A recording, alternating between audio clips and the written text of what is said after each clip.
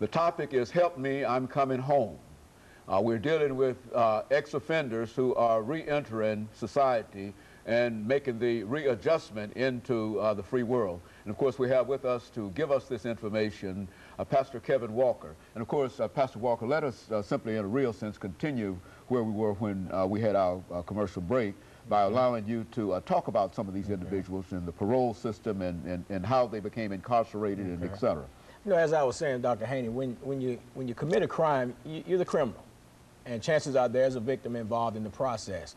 It could be a crime against a property. But in essence, you're the criminal, you commit the crime, there's a victim. But now, here it is, you're coming up for parole, and now the roles are being reversed on you. Now, in essence, in a lot of situations, the inmate is being victimized all over. It has been made to become the victim in a lot of situations in terms of when they go to the parole board and they're sitting there and they're trying to be released, they've done what they're supposed to do while they're in the system to rehabilitate themselves. And then the parole board, a lot of times, are not taking any note of what they've done to better themselves while they're in the system, to say to society that, yes, I have done a crime, I did it, I'm not denying it, I paid my debt to society, I'm sitting here, I'm going to parole out, I need an opportunity to come back into society. I don't need to be victimized. I don't need to be constantly reminded for the rest of my life of what I've done. You know, in other words, a lot of situations, you go in with a 5-year sentence, an 8-year sentence or something like that. You're not really a hardened criminal in that sense, but now society is saying you've got a life sentence regardless if you got a 2-year, 3-year, 4-year, 5-year sentence.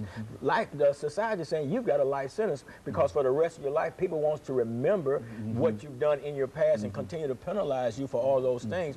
And people need an opportunity, Dr. Haney. People need a chance to make the adjustment back to society. You know, we'll say to the ex-offenders and we'll say to society concerning the ex-offenders, I should say, that this person, he's no good, he's low down because he was in prison, he got out and he went back to prison. But nobody looks at a lot of times why they went back to prison. You know, what was the obstacles that was in front of me that kept me, that made me go back to that old way of thinking. You know, because if I develop myself, if I'm doing something, and then I need to get out and I need somebody to allow me the opportunity to step in a position to practice some of the stuff that I've learned. You know, not just keep me held bondage to what I did in my past. You know, and that's how that thing working now.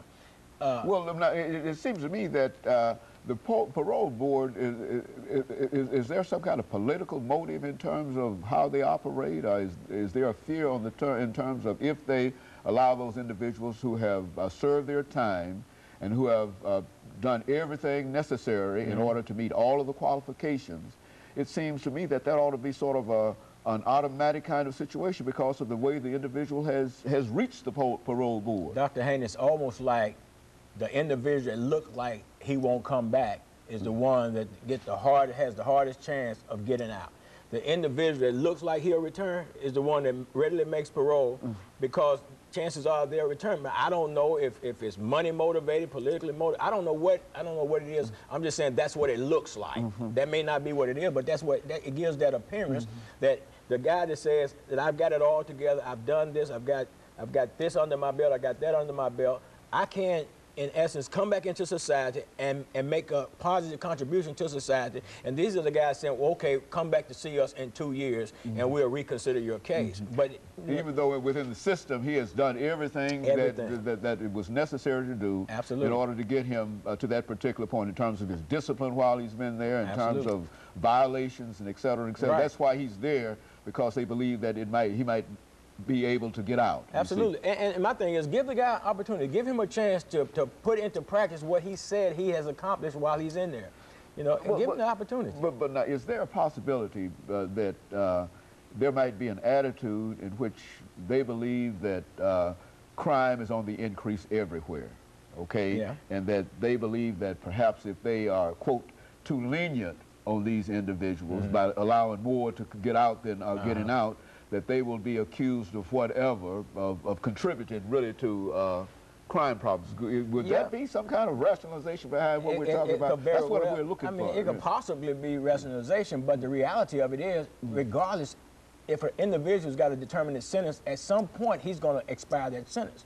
Whether you let him out on parole or he expires that sentence, he's coming up out of there regardless. I've got a guy in my program now that expired the sentence, did 30 calendar years on the sentence. He expired the sentence. So regardless, he's coming out. But you take a guy, he's developing himself, give him an opportunity. And I need people to understand when I say turn the criminal into the victim, in the sense that when they come out, all these roadblocks, all these obstacles, you're not giving opportunities for them to better themselves, to move forward in life. They got families, you know, that are waiting for them, and they need their families. They need the family support, and they need all of that. But there's a lack of communication on, as far as I'm concerned, between the parole hearing officer, the parole board that paroles these individuals back into society, and the parole officers that are required or assigned to supervise these individuals once they come back into society. There's a problem there when you're dealing with parole officers that don't care. And they don't care, as indicated by the fact that they're not following up, they're not visiting the places people staying at, you know, they're not looking for out for their best good in terms of, in other words, let me say it to you like this. People that come into my program, they'll make a 90-day commitment to come into my program while they're incarcerated. They'll get out, and the parole officer will allow them to move on to somewhere else that is not even on the approved list of places for this individual to parole out to. Now, that's setting an individual up to fail.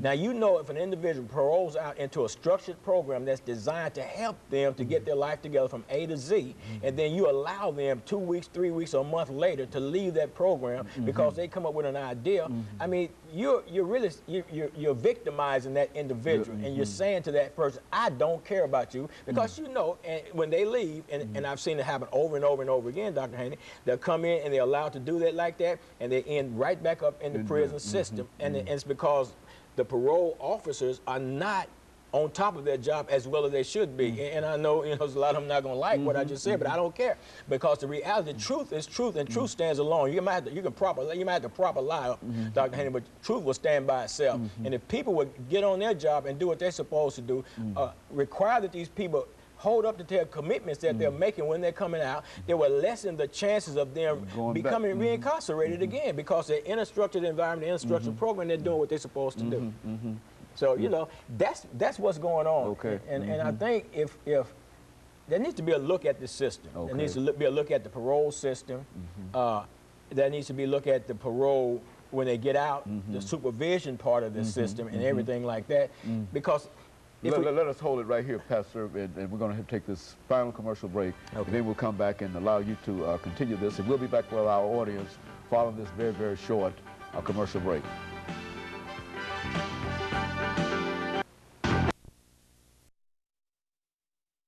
Coming home